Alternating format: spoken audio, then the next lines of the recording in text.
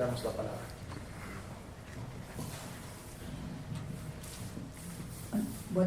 Buenas tardes a todos.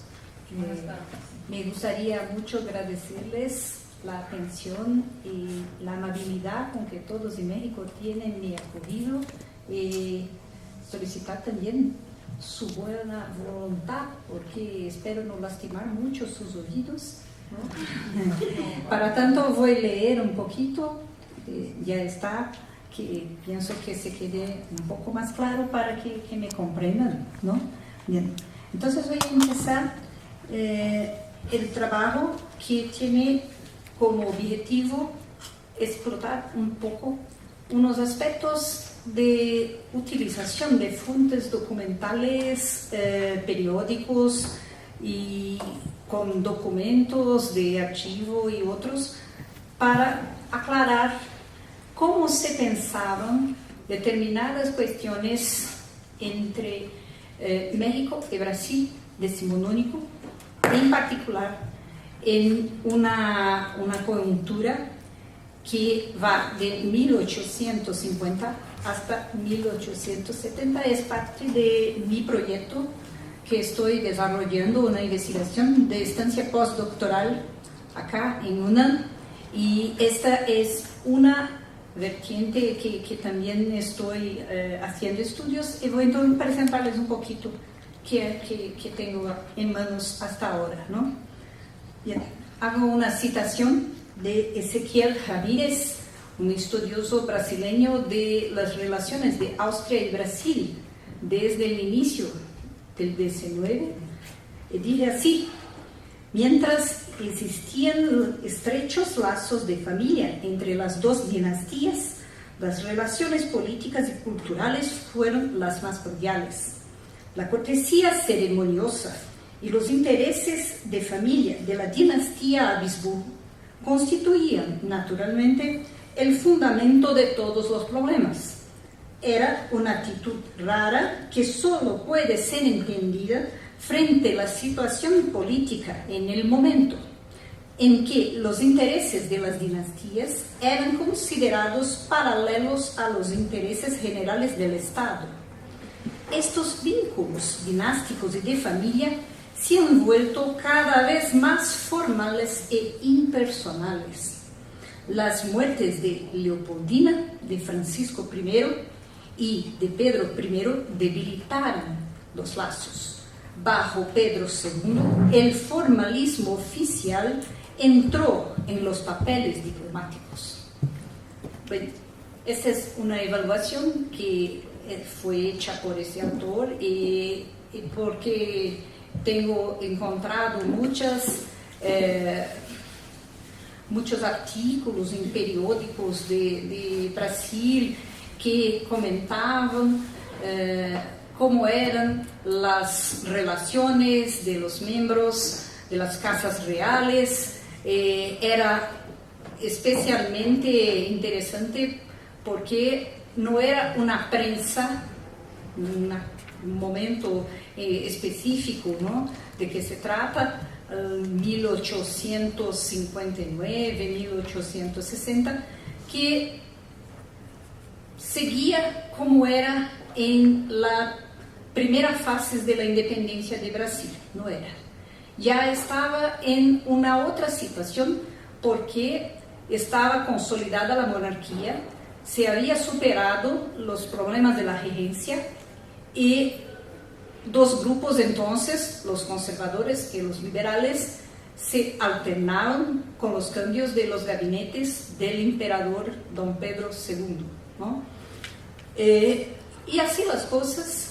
Va a pasar una visita de su primo Maximiliano, ¿no?, que ya está casado cuando viene a Brasil, ¿no?, pero no viene con Carlota, no viene, deja a Carlota en la Isla Madeira, en Portugal, viene y después vuelve para encontrarla después que pasa en Brasil desde diciembre de 1859 hasta el inicio de 1860, ¿no? Bien. Entonces, este es un cuadro inaugural para que tengamos unas cositas en mente. Bien. Das relaciones de la familia de Maximiliano con Brasil, tenemos ya su tía, que era la madre de Pedro II, Dona Leopoldina, ¿no? Les pongo estos dos retratos para que vean cómo son los trazos de familia de los Habsburgos, que cómo son notables en ese caso, ¿no? Podría ser casi madre e hijo porque son muy, muy parecidos, ¿no? Por otro lado, aquí está Pedro II, ¿no? En dos momentos. Es una personalidad de un peso ímpar en la historia de Brasil decimonónico, ¿no? Prácticamente es su capacidad de mantener los grupos de los liberales y los conservadores y alternando, que garantizan su longo periodo y la monarquía hasta que la república se hace en 1889, ¿no? Bueno, entonces hay dos aspectos de don Pedro que son necesarios enfatizar, ¿no? Primero, que tiene que cumplir con sus obligaciones como noble, como emperador, él lo hace. Es un hombre de una responsabilidad absoluta, en contraste fuerte con su padre, que no era afecto a seguir reglas, no le gustaban las cortesías, las personas que se quedaban para pedirle cosas, y nada de eso era el natural para don Pedro I, para el padre, ¿no? Que era un Braganza, y a su madre Leopoldina, una Habsburgo, ¿no? Y también a don Pedro II le gustaba tener una vida más simple. Entonces era muy raro que se presentase en público con uso de sus galardones, sus ropas, atuendos de la realeza. Solo hacía en dos ocasiones, que se llamaba la habla del trueno, ¿no? Para la cuestión del año legislativo que se abría en Brasil, ¿no? Y cuando se cerraba, por supuesto, ¿no? Además, estaba siempre, como lo ven en esta fotografía, que la verdad no es bien una fotografía, es una técnica del 19, ¿no? De plasmar imágenes en una chapa de aluminio, ¿no? Y donde se ve cómo le gustaba estar, siempre con una casaca simple, una chamarra, una corbata y más nada, ¿no? Así eran sus días más cotidianos. Y eso también aparece en los periódicos de época, porque se hacen muchas caricaturas, diseños, y se hablan bien y se hablan mal. Cuando son los periódicos oficiales de los partidos, entonces también se encuentran esas características imagéticas, ¿no? De la monarquía brasileña plasmada en las páginas. Ahí ahora tiene un nuevo personaje que es la hermanastra de don Pedro II, doña María Amelia, hija de Pedro I con su segunda esposa, que es Amelia de Leuchtenberg. Entonces ahora se complican un tantito las cosas porque hay una otra casa noble real que va a tener relaciones familiares. Entonces ya teníamos dos, teníamos Braganza por Portugal, Habsburgo por Austria, y ahora vamos a tener también Leuchtenberg, que tiene relaciones directas con los Bonaparte y los Borbón, ¿no? Entonces es muy curioso porque la hermana de dona Leopoldina va a ser esposa de Napoleón Bonaparte. Es curioso porque la corte portuguesa se salió de Portugal para huir de Napoleón. Y la hermana de Leopoldina va a se casar con él, va a ser su segunda esposa, ¿no? Entonces hay ya una red de cuestiones familiares, políticas, que van se entramando y que son de una sofisticación que pasa en muchas de las palabras que los periodistas ponen en sus artículos como algo más sutil, que no es sencillo comprender lo que se está entendiendo y divulgando sobre las cuestiones que van entonces se presentar.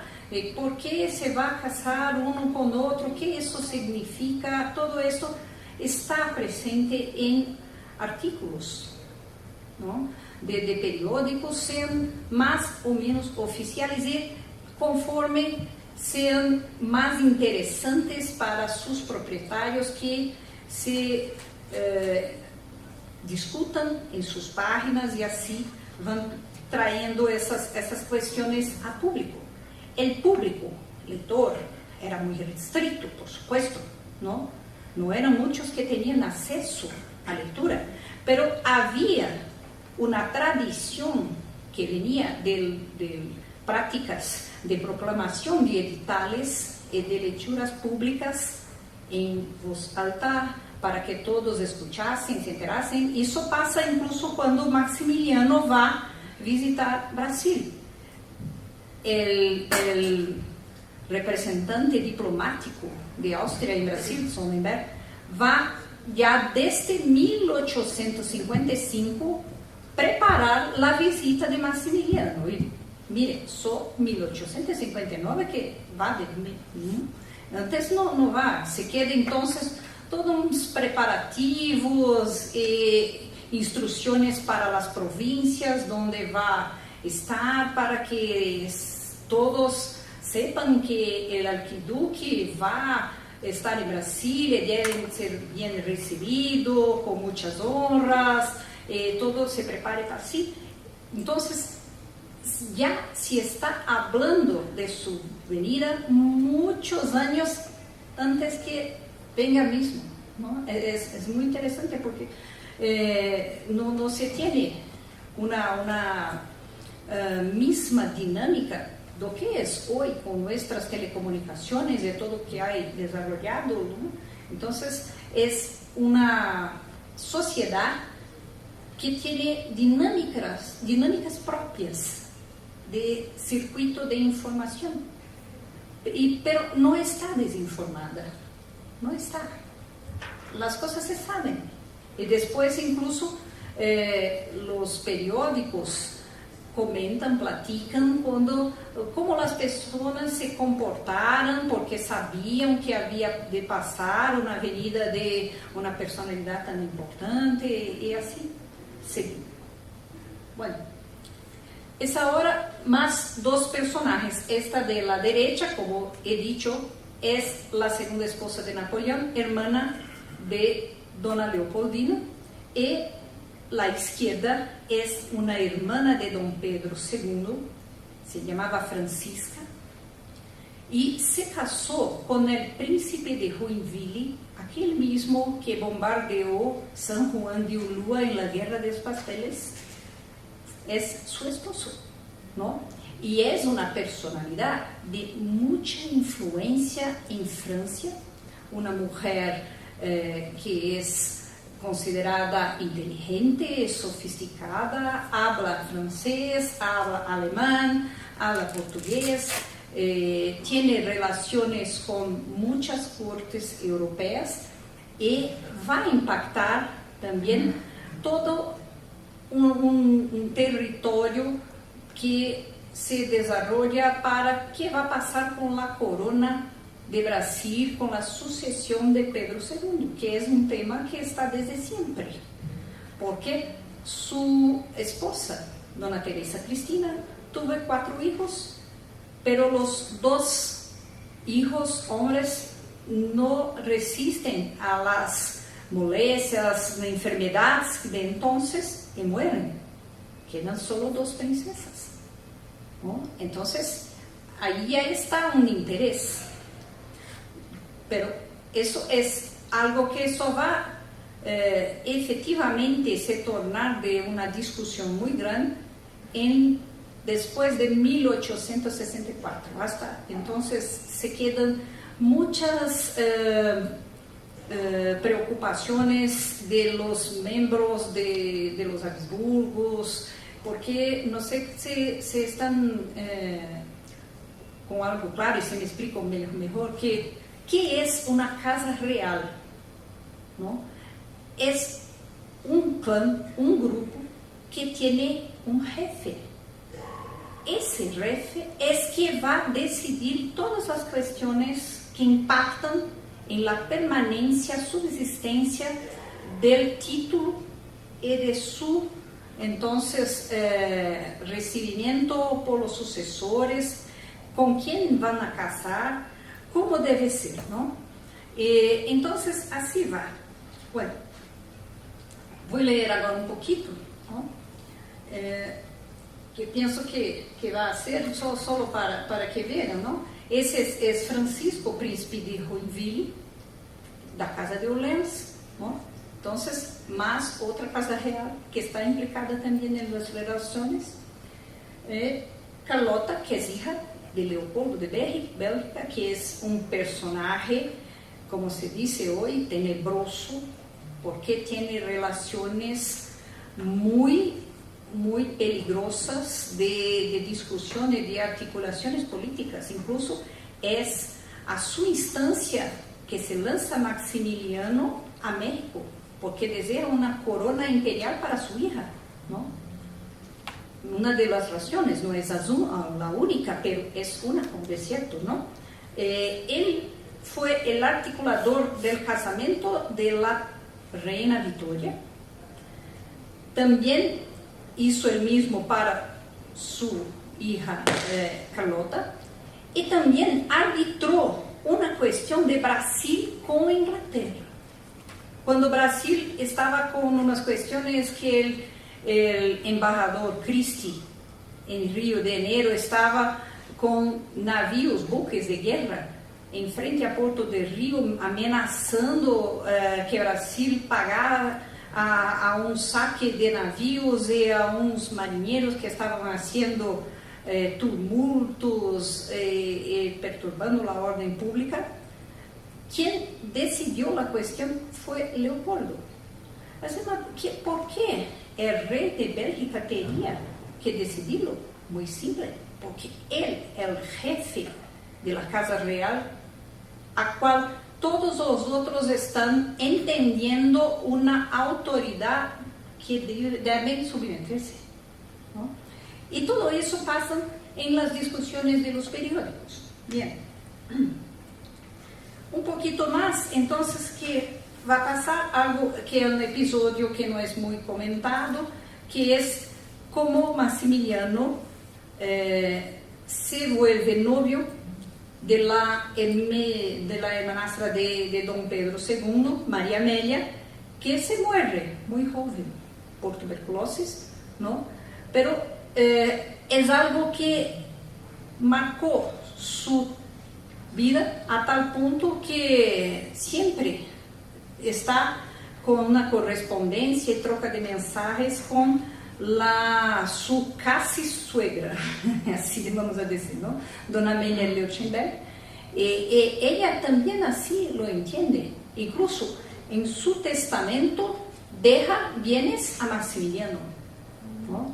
De eso se sabe que habló que si no tenía Maximiliano hijos, entonces pasaba para otras instituciones de caridad de las cuales ella se preocupaba, pero le dejó una pensión de 40.000 florins, le dejó propiedades, ¿no? Y dijo expresamente que en el testamento que él sería su yerno favorito de su corazón, y así fue. Y cuando estaba para acá en Querétaro para sufrir el fusilamiento. Eso marcó el siglo decimonónico y cómo estamos hoy con todo que nos legó.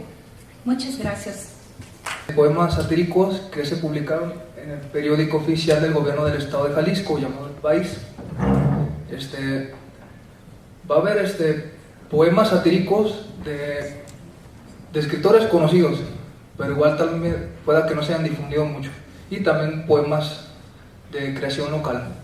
2 de ellos son de creación local.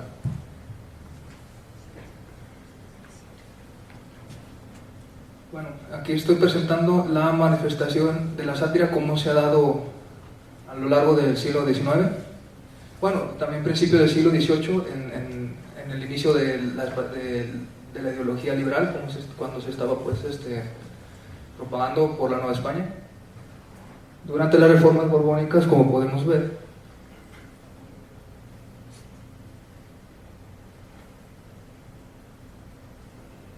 era por medio de programas de lectura en Ciudad de México. La lectura de fábulas sería, pues, por ejemplo, el inicio de darse a conocer cómo se iba a dar la sátira aquí en la Nueva España.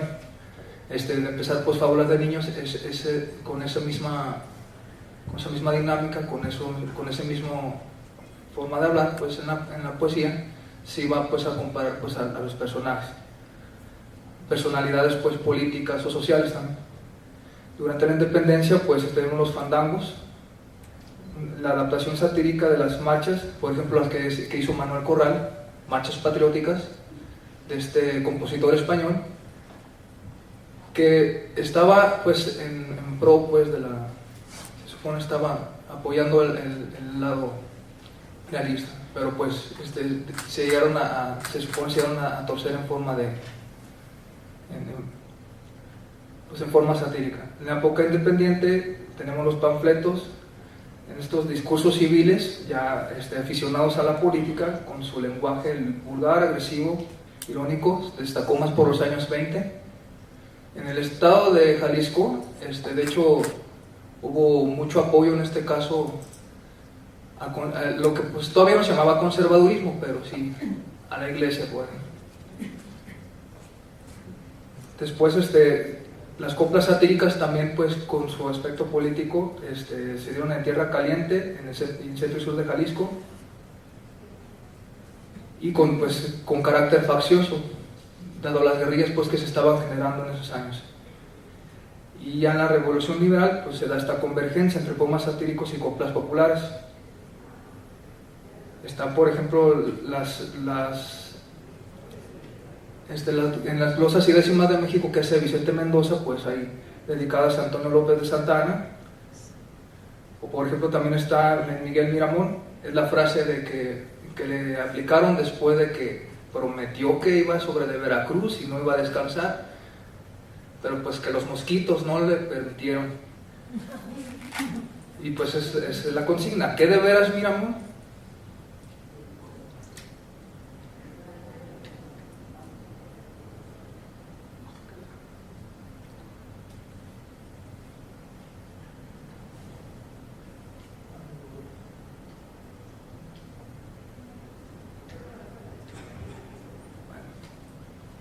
Voy a leer, pues desde aquí. Entre estas coplas satíricas está la que se dedicó a Santana en Michoacán en 1855, y otra que se hizo, pues, en Cocula, Jalisco. Michoacán era: ya el águila real voló, ya el nopal quedó solito, ya Santana pegó el grito, ya el Congreso se acabó, indicando, pues, la derrota que tuvo, pues, que se anunciaba como victorias, pues, en la Ciudad de México, pero las derrotas que tuvo por la guerrilla en Guerrero. Y pues una que le dedicaron en Cocula, Jalisco, que de Cocula es el mariachi.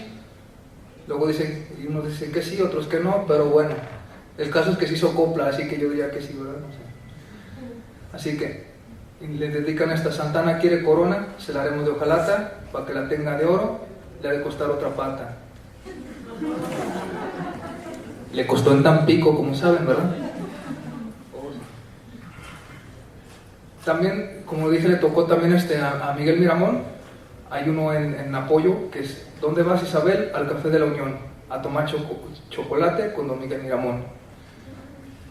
como podremos ver, pues aquí va la respuesta en contra, la que acabo de decir. Me devuelvo de Veracruz porque el mosquito hace roncha. ¿Qué de veras, Miramón? Como te lo digo, concha. Esta copla se recitaba mucho durante el sitio que se le hizo a Guadalajara, de parte de los liberales sitiando a los conservadores. En ese entonces estaba Leonardo Márquez de gobernador y prohibió pues que se dijera este dicho, que pues rondaba pues por la ciudad y se lo dedicaban pues a personas que se mostraban pues valientes y pues a la hora de la hora pues no demostraban lo mismo. Y diciéndoles, ¿qué de veras, Miramón? O sea, ¿a poco sí te pasó eso? Bueno, entonces tenemos que hablar algo de Juan Nepomuceno Almonte. Según la investigación de Ignacio Aguilar y Marocho, fue, pues se supone, hijo de Morelos y de doña Brígida Almonte. Brígida Almonte se supone pues de ascendencia purépecha, michoacana, y pues se supone este personaje es conocido al entrar a la política como senador, redactar un periódico proveniente de la Sociedad de Mejoras Materiales y escribir el libro de Guía de Forasteros y Repertorio de Cosas Útiles.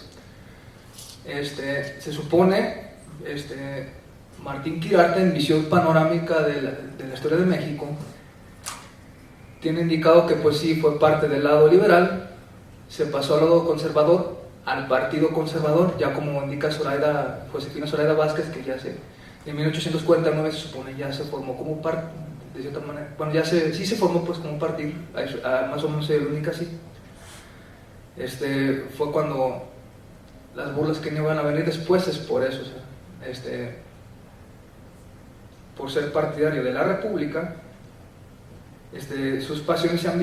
por sus pasiones y ambición tuvo que aceptar el monarquismo sin dejar el credo liberal en realidad, pero sí aceptó el monarquismo y fue protegido de Napoleón III por su intelectualidad y cultura, aunque le dejó las fuerzas armadas, pero bueno.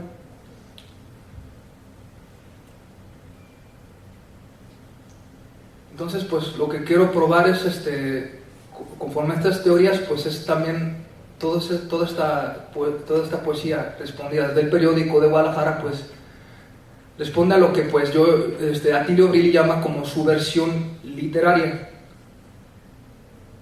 Este concepto lo saca de Julia Kristeva, y pues esta sátira en poesía está sujeta al tiempo histórico o al tiempo satírico que Marco Antonio Coronel Ramos teoriza sobre la sátira.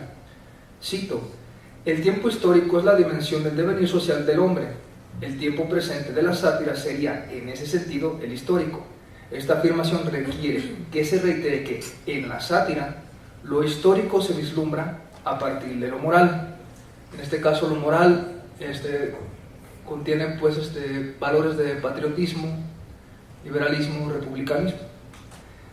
La intervención francesa y el Segundo Imperio en México, vista de su tiempo presente, es el tiempo histórico o tiempo satírico que vislumbra desde su moral política ideológica de acción y ataque ante a la oposición imperialista extranjera.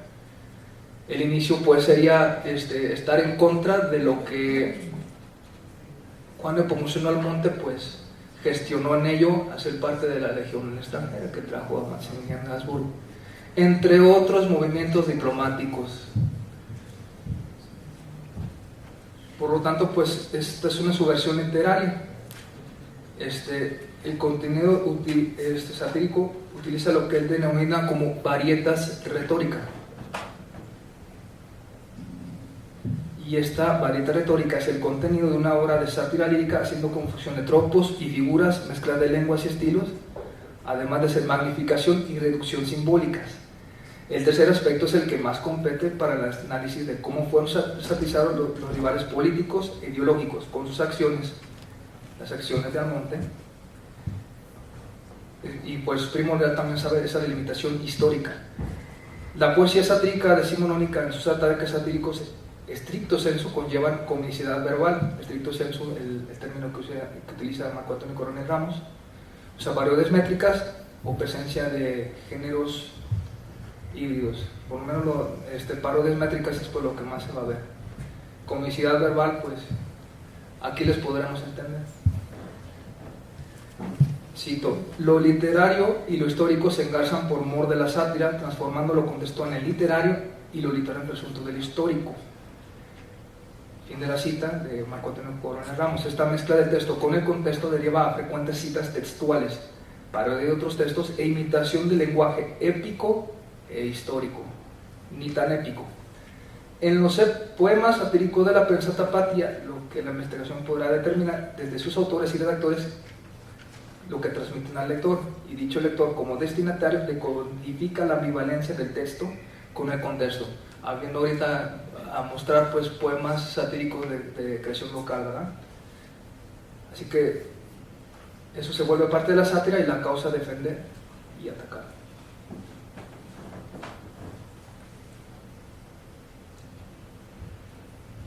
Bueno, se me hizo muy importante señalar una cita de artículo periodístico que fue publicado el 17 de junio de 1852 por el periódico conservador El Universal. Consideraron que el indio se educaría e integraría mejor con un sistema protectivo y crearon que pedían una desigualdad en beneficio de los indígenas, apoyándose en el siguiente argumento para sanidad de la mano. Cito: toda la actividad, casi diríamos toda la inteligencia, reside en la raza española, de suerte que la raza indígena, naturalmente dócil, viene a ser una especie de masa auxiliar cuya importancia es inapreciable si sabe con acierto dirigírsela.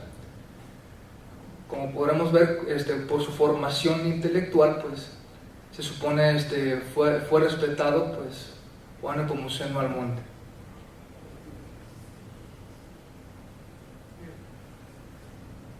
Entonces, vamos a tener que poner en ya. Ahí está. Ahí está.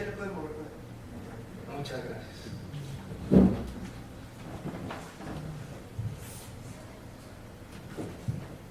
Entonces, Almonte, pues, talante conservador, monarquista, bueno, visto desde el periódico del País, como ya dijimos, mantenía, se supone, ideas liberales.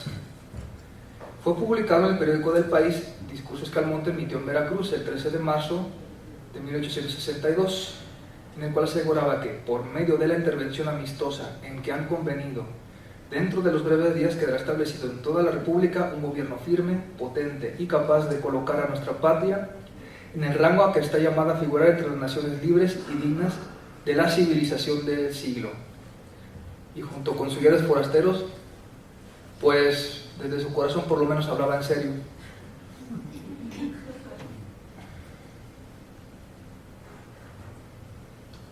Bueno, estos son, aquí pues son los poemas dedicados a Juan Pamuceno, fue el denominativo que se le dio, aparte de señalarlo como indio, aunque ni en cuenta las raíces africanas que tuviera Morelos.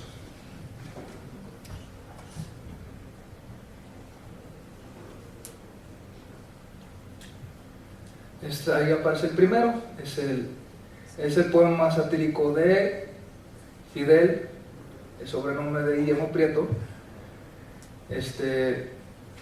Dos versiones de canción, una que aparece en el libro de la canción mexicana de Vicente Mendoza, esa es la más conocida, y la otra que se hizo en Oaxaca. También aparece ahí la embajada del señor Saliní.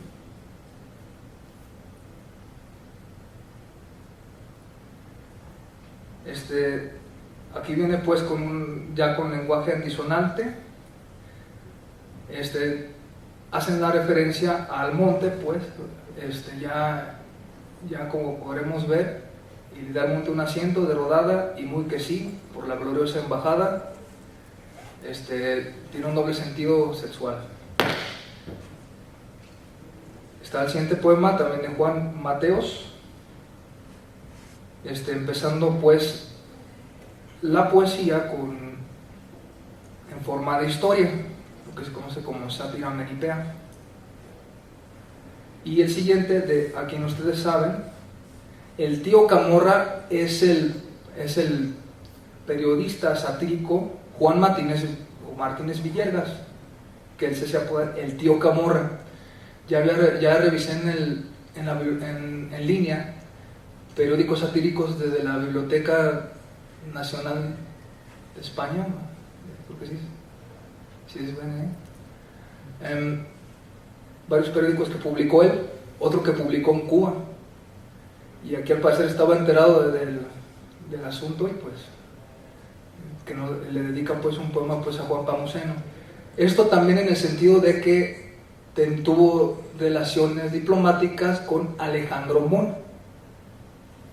Yo aquí tengo un poema de Juan Martínez Villegas haciendo referencia a Alejandro Mon.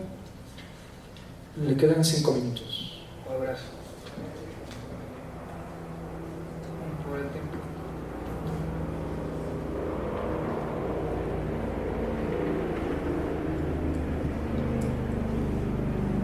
Pasemos a los poemas de creación local. Aparece Santos Zúñiga al final del poema, tu compadre Santos Zúñiga.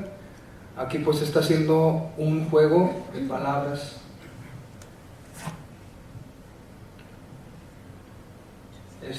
Con imponderables júbilos, escuché la ronca música, la programa que estúpido diriges a la república, con lenguaje antisonante, ese tono medio púdico que más bien parece súplica, solemne canto litúrgico que exhala la boca escorbútica. Así pues se la pasa haciendo pues este jueguito de palabras.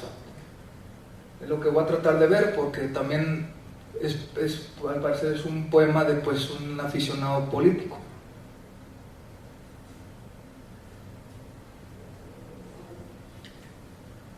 El siguiente aparece con la firma C. Villaseñor en un balcón.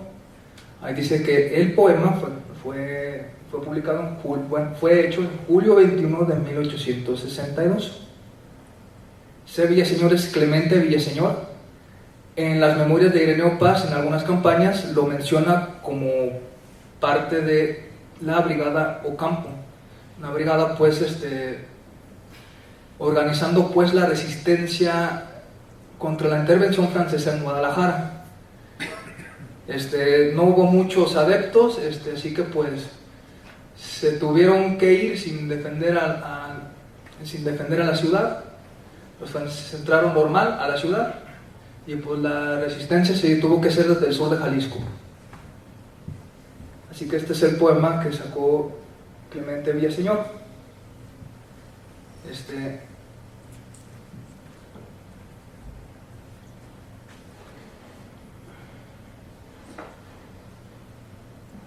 Aquí primero empieza mencionando a Luis Napoleón, luego trata de hacer ver pues como un ambicioso de territorios, de poder. En la tercera estrofa, ya cuando aparece pues acá el indio pues Juan Pamuseno, y luego de orgullo lleno de complacencia, traer hizo a su presencia el indio Juan Pamuseno. Por el brazo de repente con júbilo le tomó. ¿Ves? Le dijo y le mostró con gran misterio el poniente. Veía y reveía por ver si algo descubría, y perdía la razón, y en un tejado yaciendo 2 gatos se quedó viendo desde un balcón, como queriéndoselo ver distraído, ¿verdad?, de lo que le estaba transmitiendo pues ese emperador. Parecía no tener noción. Estaba haciendo creo que pues no tenía noción de lo que estaba metiendo pues al país.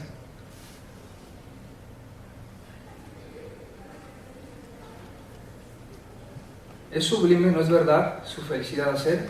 ¿Quién lo puede comprender sin palpitar de ansiedad? ¿Crees que me sobre el valor y que me sobre firmeza? Perdió el indio la cabeza y contestó, sí señor, mas no comprendiendo jota, sudaba la gota gorda, sin pedir explicación le estaba dando tormento, y para tomar viento salió del balcón. Sí, o sea, lo ponen también como que muy nervioso, o sea, muy sumiso, como pudimos ver pude recitar, no sé si creo que no se alcanzó a ver, ¿verdad? Como pude pues recitar sobre ese artículo de opinión, o sea, como un indígena que pues supuestamente indígena, indio, que pues se pudo adaptar pues a la ideología, a la urbanización.